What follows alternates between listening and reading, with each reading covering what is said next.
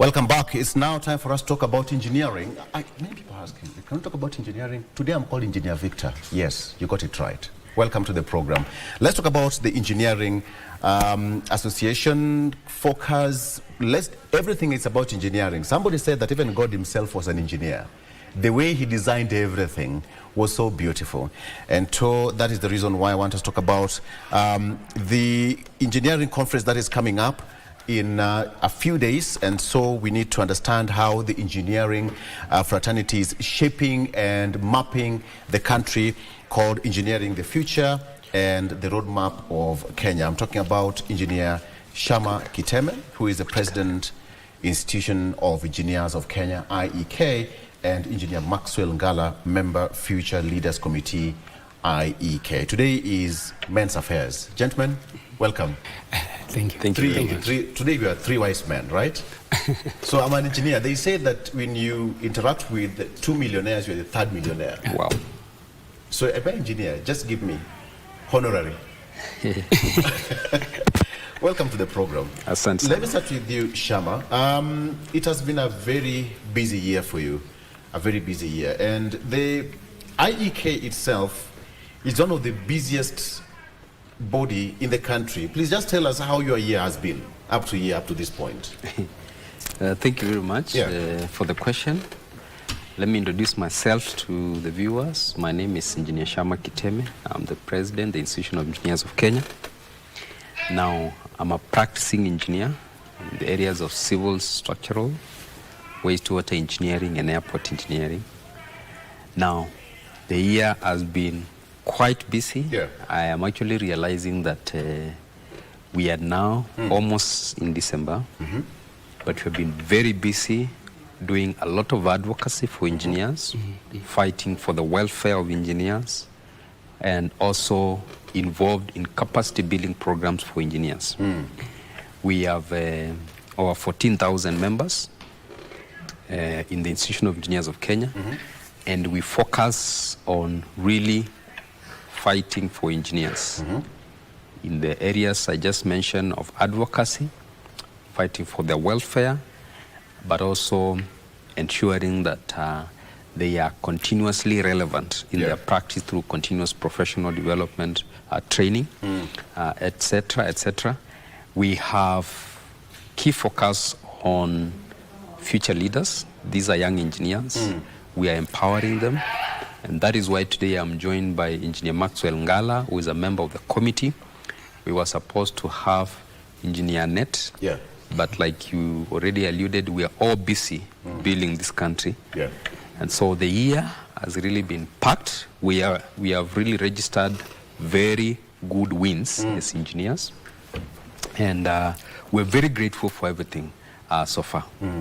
Okay. You talked of young and future leaders. That's where Engineer Maxwell Ngala is now well-based. But Ngala, when you look at the future of engineers in this country, is it promising? Thank you very much, and happy to be on the show this morning. Karibu sana. Together with the President himself. My name is Maxwell Ngala, practicing engineer as well in the area of energy and power systems, and with a deep interest also in academia. I particularly also have great interest in young people, the so-called future leaders, who then we are in an interesting place, I think, where we are today. The median age in the African continent is about 19. So if you consider this and you look at the dividends in terms of the youth population and the prospects that we have in harnessing this for the sake of this country and the continent, then it really is a promising prospect. If you look at engineering itself, engineering has been, as you rightly observed, engineering is as old as the earth itself. Because but that is very true. Yes. It's from the very first time when the very foundations of the world were put in place, that was really engineering unraveling. And so where we are right now, I think it's a good opportunity for us to pass the baton to the younger generation with more agility and giftedness. And I think there's great promise, especially if we look at one, the population that is available. It's a significant population that is youthful and that is very hungry and agile. And then two, if you look at the practice of engineering, a lot has changed over time in terms of approaches, tech, advances in technology, advances in especially in the digital media and digital space. So a lot of these things then is a fusion of many things and that propel the practice of engineering. I think there's great promise looking forward. Yeah. I mean, we've talked about the future, and again, I'm just coming back to you, Ngala, because when you look around, we have got the young engineers who are aspiring to be where you are, and of course the president. But then now there are some, loopholes. And I am so sure that as a body, you have mapped out some of these loopholes. We have got some fake degrees out there. We have got some fake engineers out there. My question is, how effective, and do you have a microscope that you use to magnify and get the best? I mean, just to separate chaff from the real weed and from the real seed and the correct one. Yeah, I think that's really a very important question, because as we go into the future, then we need to be able to basically safeguard the practice. Yes. And be sure that then we are able to guarantee quality to the consumers of engineering, the public, and so on. And which is why I think if you look at the architecture of the practice in this country, it's fairly well regulated. So you have the Engineers Board of Kenya that is responsible for the regulation of the practice and the profession. And then you have matter of fact, in fact, the feeling is that it's a space that is very highly regulated. I don't want to say it's too much regulated. But then beyond the Engineers Board of Kenya, which then maintains a register, for example, of all the engineers that are qualified and are competent to carry out the works of engineering, including engineering firms. Then now you come to an institution such as the one that the President leads, the Institution of Engineers of Kenya, which then is a meeting of the minds. So you have, it's a learned institution of engineers. It then means that what we do here is we are able to, constantly train, so capacity development, building skills, upskilling young people, and even those who've been in practice long enough. A lawyer does say that a judge is a judge, whether he's an old fogey or is a newbie in the field. So it is a combination of both aspects. So the institution, one way the institution does this is to constantly upskill and build capacity. And then within the learned institution of engineers, then they also safeguards, because one who's practicing engineering would also be a member of the institution. And being a member of the institution, then it means that you have access to a lot of material, to a lot of peer review. At the convention, for example, which I know we'll be speaking about, one of the things then is people make presentations, for example. People present ideas which are bounced off against other persons who've been practicing for a while. And this then helps us to grow the profession in a manner that is organic. Okay, Mr. President, allow me to use that word now, officially. Am I allowed? Yeah, it's okay. Very good. What is the position of Kenya continentally? Because, I mean, this is 2025, and I'm so sure we are progressing very well, and we have got some of the best brains when it comes to engineering and some of these, what we call cardinal professions. Where is the position of Kenya continentally?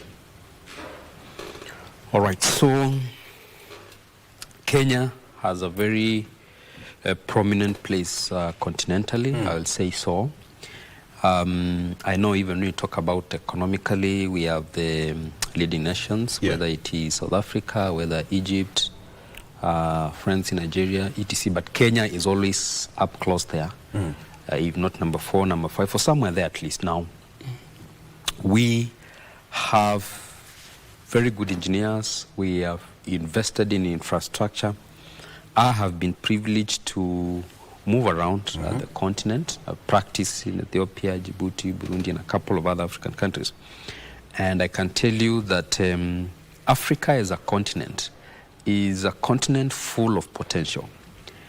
And I have also realized that a peasant farmer in Sierra Leone, in Zambia, in Ethiopia, in Rwanda, is typically the same peasant farmer somewhere in Nyamira or in Nyeri. We are one people.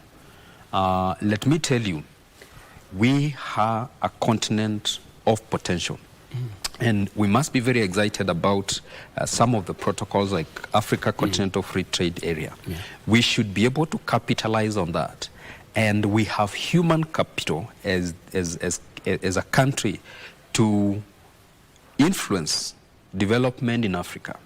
We are able to practice anywhere in Africa because we have gotten to Washington Accord and other international agreements that makes Kenyan engineers competent, makes them to be able to work anywhere. I've already indicated that I've been able to practice in other countries. And therefore, Kenya stands at a very pivotal point, not only geographically because we are an entry point from Indian Ocean to East and Central Africa, but the fact that we have a huge population of trained engineers, experienced, knowledgeable, capable, we really have some of the best brains. But the other thing we have done, we have deliberately made sure that we are friendly to African colleagues. We have mutual recognition agreements within East Africa, where we ask Kenya, Uganda, Tanzania, Rwanda, Burundi, we have what you call mutual recognition agreements so that the qualifications of an engineer in Kenya, they are recognized across Africa. The beauty is, we are also members of Federation of African Engineering Organizations, whereby we also have a platform now to share across our African our friends. And let me tell you, other African countries are actually benchmarking with us, and we are helping them in terms of becoming, getting these mutual recognition agreements. Let me say this because we are going to be discussing about our convention.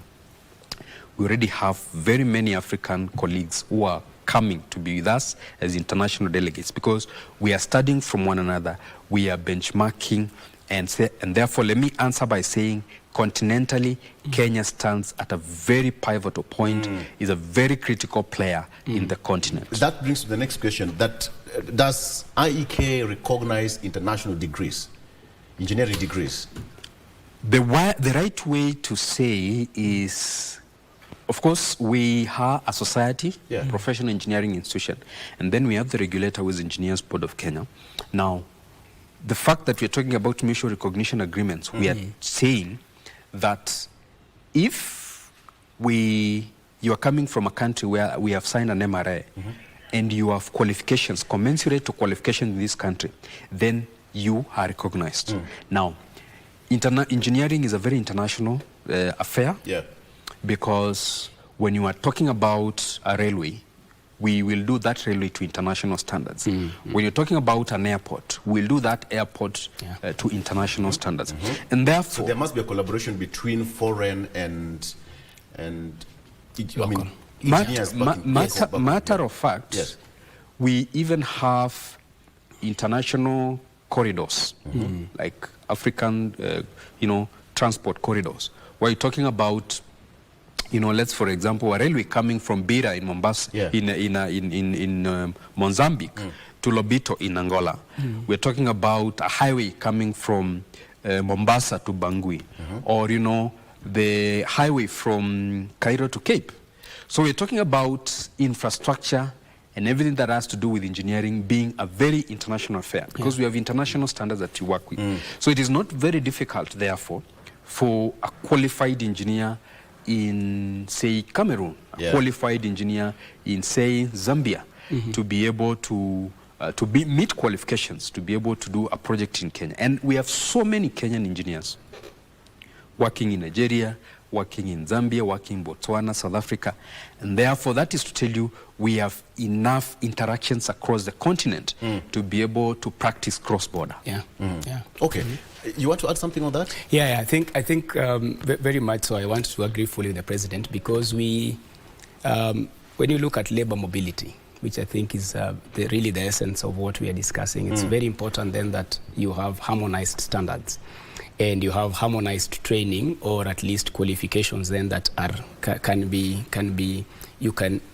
have equivalence. So because of the way globalization is playing out today, then you have engineers who have qualified here in Kenya who will be able to practice anywhere else in the globe. And that is because when you look at the curriculum, you look at the way it is designed and executed, then it is at par with other jurisdictions and so on. So I think it's very important for example, similarly as the President has mentioned, whether it is in energy or in civil works and engineering, then the idea is the same, that now you have systems that are cross-border. Whether it is electricity, you have projects that will be cross-border, and therefore that will require much more than would require the competencies that are local, but would also require that global perspective. And Kenyan engineers, I think where we are today is, if you look at a lot of the works happening within the African continent, that you find Kenyan engineers in their footprints in many of those things. Do we have international or foreign policies affecting cross-border practice? For example, Kenya, Ethiopia and all that. Do we have that cross-border practice, disparities and all that, Mr. President? Well, let me tell you that through the various protocols and frameworks that we have a very healthy cross-pollination of ideas across the African continent. Let me say that if you talk about the power infrastructure, for instance, we have East African power pool, for example, West African power pool, for example. The question is, electricity generated in Grand Ethiopian Renaissance Dam, can it be consumed in Kenya or Tanzania? Yes, it can. What do we need? We just need to have transmission infrastructure that evacuates power and takes it from Ethiopia to Tanzania, to Kenya, etc., etc. And therefore, there are those frameworks where we are working across the borders.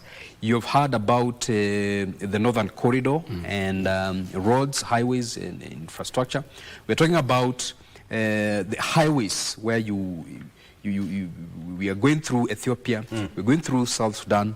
We're talking about railway, coming from Mombasa, going through Nairobi, all the way to Uganda, and being able to evacuate cargo from Mombasa port to say Burundi, Uganda, and Rwanda, etc., etc. So we do have, the understanding regionally. We have frameworks, we have platforms to be able to share ideas across and even share infrastructure. I do know that, like I said, there are those intra-African or inter-African infrastructure, frameworks. We're already talking of a railway coming from Dola in Zambia through DRC to Angola, Lobito. The other day that was commissioned between the various governments. And therefore, there is a very healthy exchange of ideas, like I said, and it is possible to work cross borders for the common benefit of all citizens of all countries in Africa. We are so much advancing, and the only thing I like about Kenya is that we are moving quite in tandem with the changing time. But the issue of curriculum, educational workforce, is there a mismatch? Yes. That's a good question, I think. It's a good question because, like I said earlier, I have deep interest in academia as well. I think the way I would look at it is that, I think the curriculum that we have had for a long time, what we are seeing is the evolution. I would like to call it the evolution of the education system to be in touch with evolving times. Because there is a time when people would, the fundamentals of engineering, for example, are the same. And these fundamentals do not change. The principles are the same, and they are, if you allow me, they are cast in stone. However, the way then to apply these principles in a varying context then is changing. For example, the disruption in tech. There's a lot of things that technology has transformed in terms of how we even practice engineering. There's a time when you'd find students spending all their time running around with what we'd call a micrometer screw gauge, running around with T-square and so on, which was foundational in an understanding of the basic concepts of engineering. But now, because we are in the age of computer-aided design, we're in the age of much more advancements beyond this. Yes.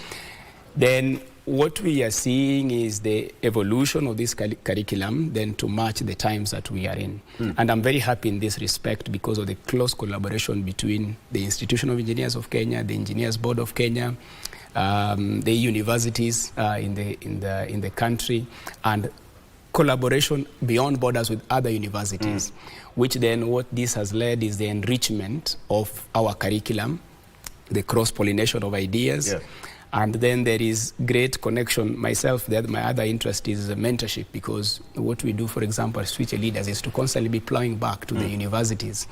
You're constantly interrogating how is the content being delivered, and how are the students appreciating this. Yeah. So when you have the engagement between professionals, very close nexus between academia, industry, and government, which is a custodian of policy, this what is so-called the triple helix. So when you have that great connection between these three, then what you always have is a situation where curriculum is not static, or education, or what is being delivered is not static, but it's dynamic. It evolves with the times, and then it is indexed to what is happening in our world. Yeah. So this is the thing that I see, and one way that this is greatly, one way that I've seen this demonstrated, I think, is a great ecosystem for us here in Kenya. I have had the privilege of engaging in very many campuses, and if you look at today what is being delivered, then I think in many respects it's an attempt then to respond to the times. I'll come back to that. I want to take a break. Okay, just take a break. But when I come back, we also talk about some inadequate technology integration, because now that when we talk about AI, but we still have to go back to the traditional way of doing things, the way you were taught. But now AI is also taking charge of so many things. I really wanted to respond to that question. It's very important. Okay. The one of education. We come back after this break. All right. So let's take a break, and we come back, and of course we also to be talking about the convention that is coming up and why you need to attend that. Stay with us.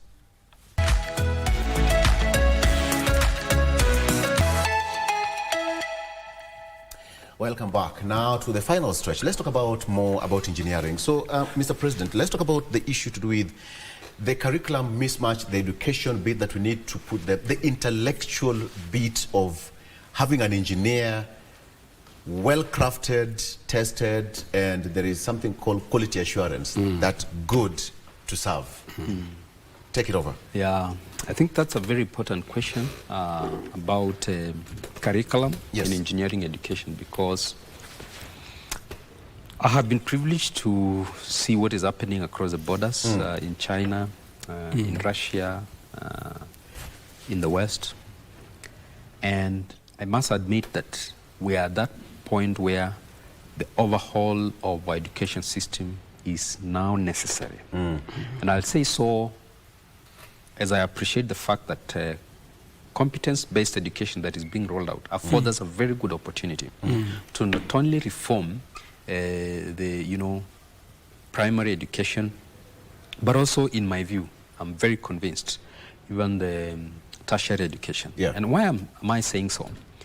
You are now starting to see a robot in China that is able to do paint work that could be done by 10 painters and do it perfectly well.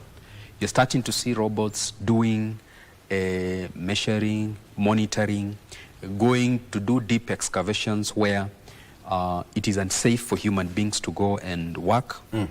You are starting to see virtual reality and artificial intelligence deployed in education, whereby you are training engineers drilling oil fields, and you don't have to take them to the field, but through VR, you are able to simulate the real industry or field experience. Now, we need this now to invade our lecture rooms, classrooms, and our laboratories in this country, because the world is moving and moving very fast. We also need to inculcate elements of sustainability, elements of soft skills, leadership, and that is why there's a very crucial aspect we consider in engineering education called lifelong learning. Lifelong learning becomes very relevant because principally, as Engineer Ngala mentioned, the Newton's laws of motions have never changed. The statics, the dynamics are concepts that will never change. But the instruments for us to address the forces of nature are changing at a very fast speed. And therefore, we must now remain relevant. We must make sure that right from the university, we train our students with relevant skills to plug into the industry and not come out half-baked. Yeah. Now, the nexus he talked about, the industry, the academy, and practice, it has to be there. So that then we are taking the actual industry like a lab in the university. And therefore, our graduates, when they're coming out to solve real life problems. Yes. We need to reach a point whereby when they are doing projects, whether final year projects or whatever projects, they are doing it as if they are practicing. They are solving real life problems. And this has transformed countries like Germany. In Germany, you have these training programs whereby the actual project you are doing as a student, you are doing it in the industry and solving real industry problems. Russia has actually overhauled its engineering education, whereby they have changed even the duration number of years, so that then when we take you through the program, by the time you finish the training, you are actually going to practice. You're not going to start learning because you learn a lot of theory in the university. Now you're going to practice. You're really come out. Yes. That's about technological integration. And then again, we talk about Ngala. I mean, even in the academia, because that's where it all begins. We are in a very interesting scenario right now as a country. Devolve units. Yes. Are you devolving engineering and even practice and even mentorship and all that, so that you move from classwork now to the practicality bit of it? Okay. Is that happening? Perhaps the president can also answer that as well. Yeah, I think the president will also be able to speak to this. But I think, Victor, today I think the questions you're asking are very, very, very, very nice. I'm trying. And but you're succeeding.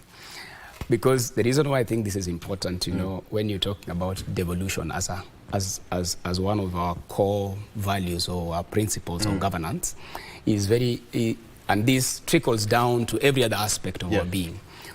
If you look at engineering, one of the things that has greatly impacted engineering now is something called democratization, basically, which is to further decentralize and you see this philosophy at play even in energy systems. Now you talk about isolated or distributed energy systems that basically speak to the fact that the service is closer and you have greater control and so on.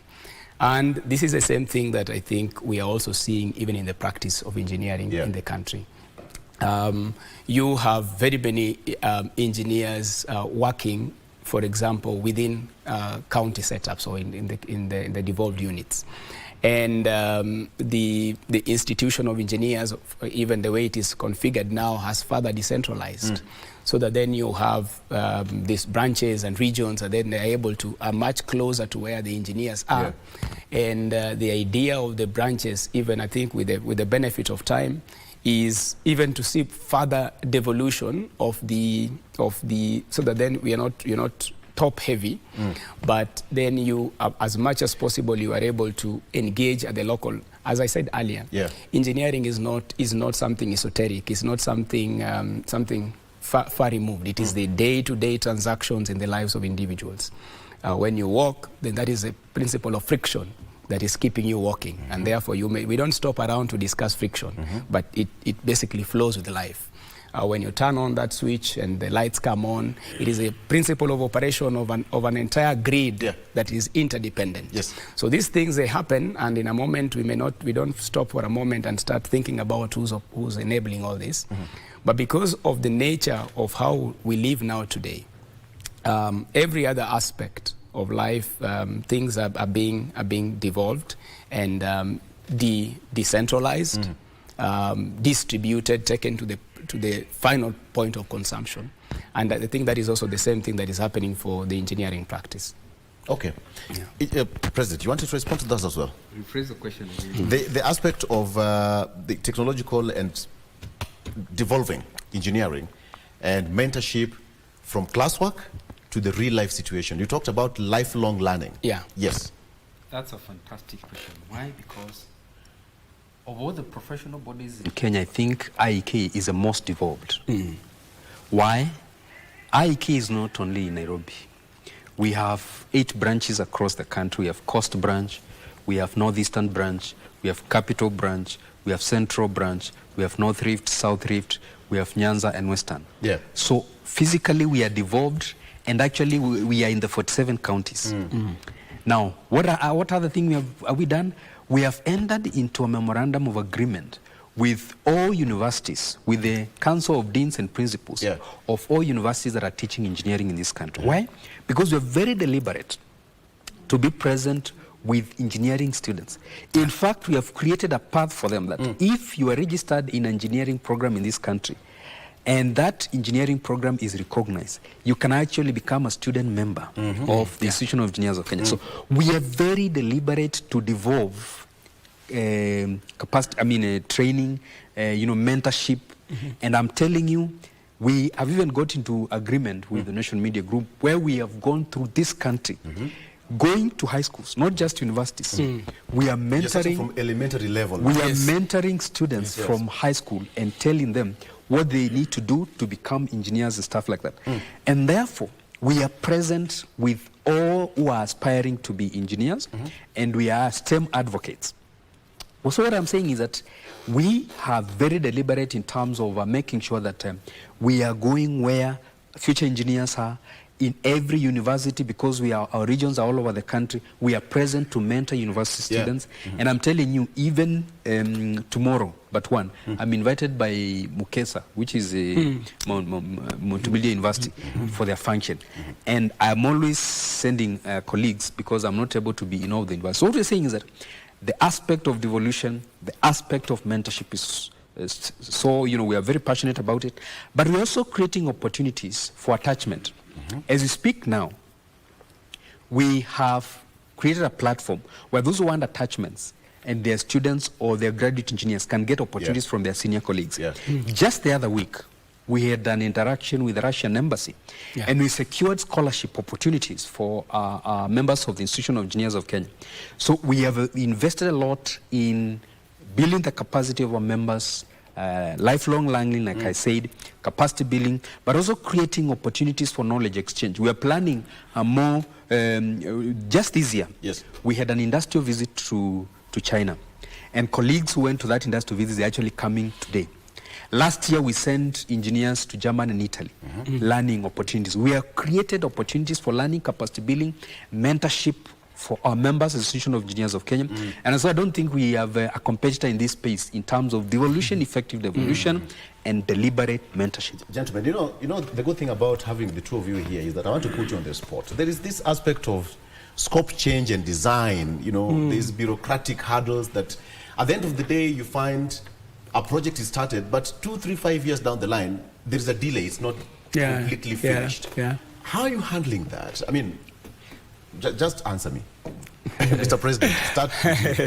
So, in project management, there are some things we call restraints. One of them is iron restraint, and you call it budget, which defines cost, scope, and time. Yes. Now, the iron restraints in project management means if you touch the scope, you're interfering with time and interfering with costs. Okay. If you play around with costs, you are playing around with other parameters. But are some of them deliberate? Well, project management is both a science and an art. The problem we have in this country is that we have not let professionals practice their professionalism where they should. I see. So that you want to have a professional defining the scope of your project. This means there are proper designs. When you have the designs, that defines the scope. Then it is costed. That is a budget. Then there is what you call project map. That tells you, I need to do this project in this amount of time. Now, when you have the iron restraints, you have a baseline for the project. Your business, therefore, becomes in project management to make sure that you deliver the agreed scope, but within the agreed time and budget. The problem comes in here. When we want to make political proclamation and saying we have set aside 10 billion for this road, the question is, as engineers sat down and designed that road and defined that I need 10 months to do it and I need this amount of money, don't make political proclamations ahead of the professionals giving their professional expertise. Therefore, when the political proclamation is made, a road will start. Was there money? Was there identification of the person to do it? Was the design complete? Then midway, you say, because this road is going to, say, Mwingi or Nyamira, and because the politician, the governor, stays 5 kilometers off the road, then political influence causes you to divert that road. Part, you take 5 kilometers. Now, what you have done, you have increased the scope. There are consequences. And you've interfered with the market. When you interfere with the scope, there is an implication on cost. There is implication on timeline. And now, the person to be crucified is the engineer who was overtaken, decisions made without his input, and he has to be crucified. So what we're saying is, project success. Project management is a science and art. If you want to succeed, let the professionals run the show. Don't take leadership in a space you're not an expert. In this country, contractors, amamambogas, whoever is, they are not professionals.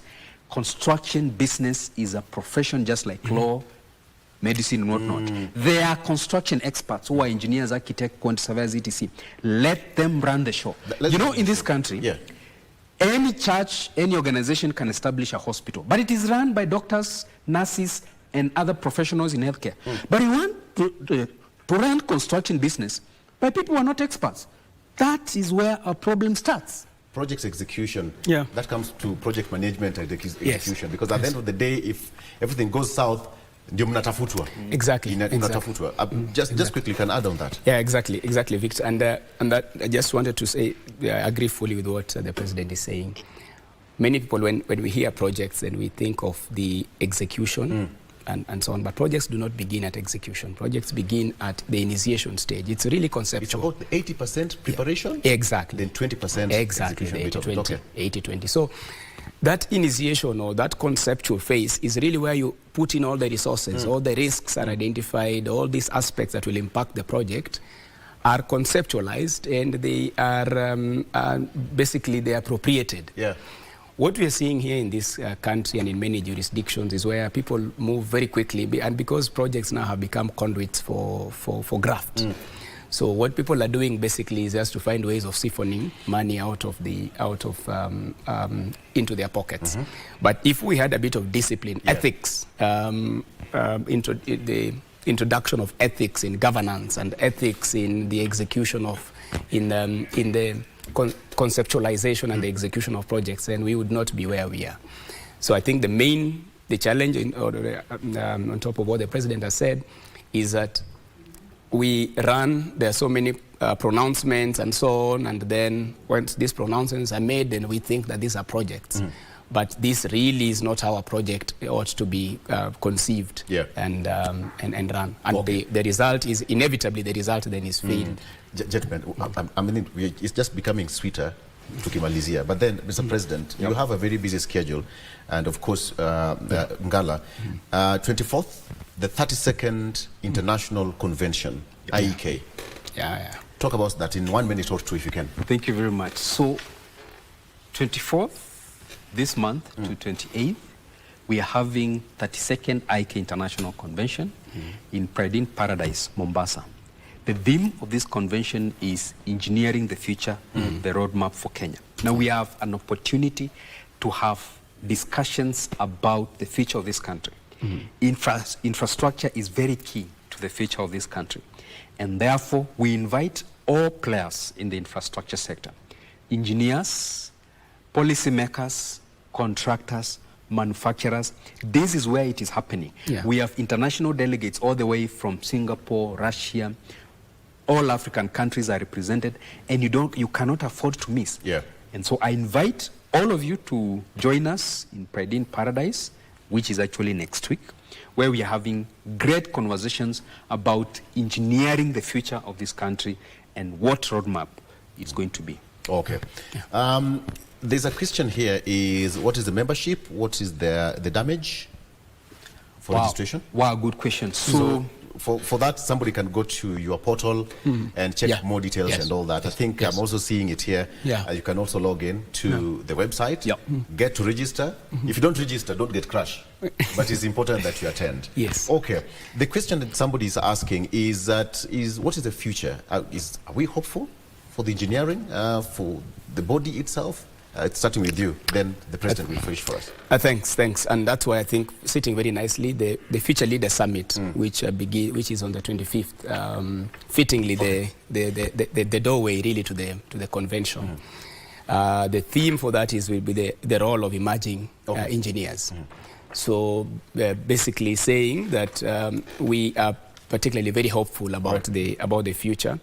And we're seeing very great prospects. Okay, I'm told there's a pressing issue. Okay. Engineer, we want to cross over to State House. The president, that is a quick one. Exactly, there you have it.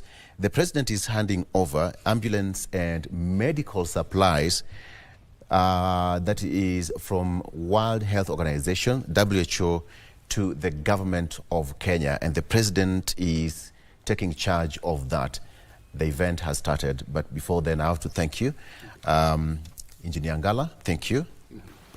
He's the president, he's a member of the Future Leaders Committee, IEK, and the president, of course, Shama Kiteme, who's the president, Institution of Engineers of Kenya. Gentlemen, thank you for coming. Thank you very much. Thank you for having us. Let's sit in.